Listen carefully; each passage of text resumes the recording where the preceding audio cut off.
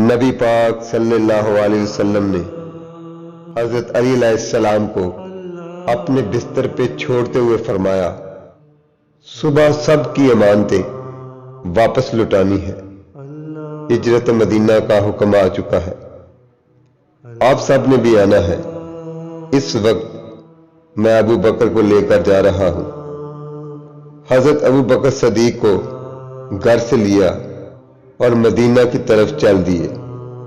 رستے میں آپ صلی اللہ علیہ وسلم نے آرام طلب کے لیے فرمایا تو حضرت ابو بکر صدیق نے آپ کو اپنے کندھوں پہ سوار کیا اور ایک غار کے سامنے لے گئے جسے غار ثور کہتے ہیں۔ حضرت ابو بکر صدیق رضی اللہ تعالیٰ عنہ کو نبی پاک صلی اللہ علیہ وسلم سے انتہا کی محبت تھی۔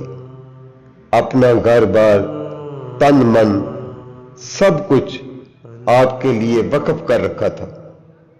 دوران سفر آگے پیچھے ادھر ادھر ہر طرف خیال رکھتے کہ کچھ بھی کوئی بھی آئے تو میں ہی اس کا سامنا کروں۔ اللہ اللہ۔